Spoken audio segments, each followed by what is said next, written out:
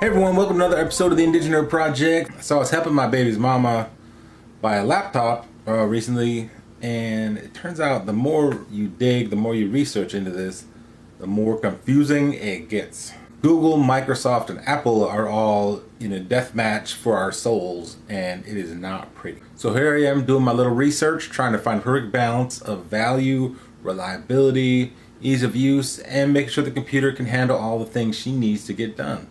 Mostly, I don't want her to get home and try to use a new computer and get all mad at it, and then the whole household is kind of unhappy because one of us is unhappy. I like happiness and joy in the Indiginerd household. So she needs to be able to do a little bit of multimedia editing, some mild video editing, some sound editing. So I think that kind of rules out a Chromebook. In addition to that, she also likes to use Microsoft Office, and I know the Office is not really available for the Chromebook. It's like Office apps, I'm not really sure what that is. But then I also read that VMware will allow you to do a remote desktop and use Microsoft Office on another computer, which just sounds like a big headache for me to help figure out with her. And so like $100 more for a PC laptop, I'm like, you know what? I like the idea of Google Chromebook, but let's hold off on that sucker. And what's with the hard drives in these Chromebooks? 16 gigabyte hard drive? Who are you trying to kid? My phone has 4 times as much memory as that. What do you I just keep my electronic books on my Chromebook. Everything else is in the cloud. Well, now the problem with the PC computer is this whole Windows 8 business, which I have not even really used yet, but I've heard bad things. And she doesn't like change, so change is bad. So, exactly, dog. You know, maybe she'd really like a Mac. That's another option. It's a lot more expensive. But no, there's a chance she might not like the Mac. And then it's more expensive. There's a lot of fear going on in this decision of which computer to get. You follow me here? So at the store, she was checking out the laptops with the touch screen, and she was like, who would want this? I'm like, perhaps our daughter, because our little one thinks that all screens are touch screens. Why, when I was a kid, very few of our devices had touch screens, and in fact, you actually had to touch them. You couldn't just wave your hands in the air. You kids these days, you wave your hands in the air like you just don't care. Next issue.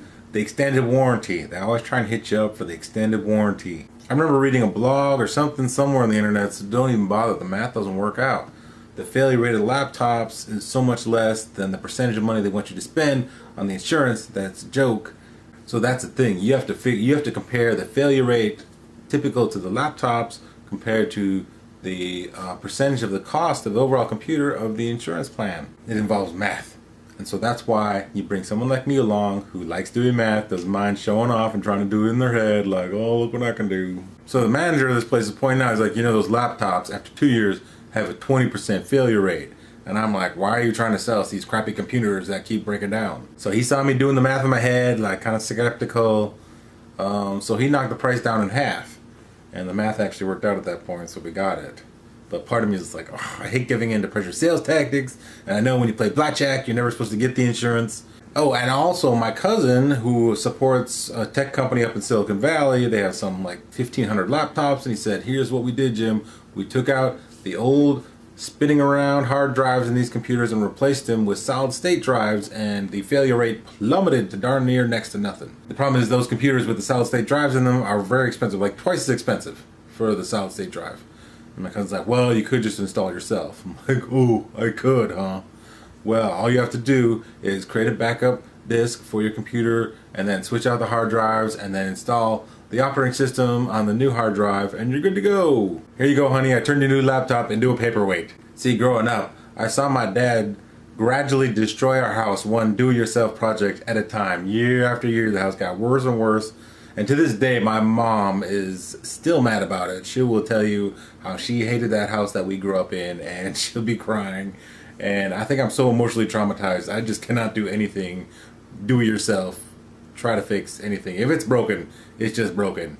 Jim, you broke your leg. Just give, you know what? I'll just go with one leg. I don't need another leg. Jim, your car is a flat tire. Well, junk it. Anyway, we found a decent little computer, and the Windows 8. She used it for like a day, and she's okay with it. It has desktop mode, which is kind of similar to Windows 7, and she's able to handle that. And she is not techie people, so I don't know what the big hype is over Windows 8 sucking so bad. I don't. It's like an angry mob out there. Oh, Windows 8. Oh. Anyway, we got the laptop. She's happy with it, and I feel all useful because I don't know how they expect people to buy electronics these days. You each have your own personal nerd. Hire a nerd to help you walk you through your electronic buying ways, you non-nerds out there. I have a purpose now. Yay! So that wraps up this edition of the Indiginerd Project. Yay, gadgets.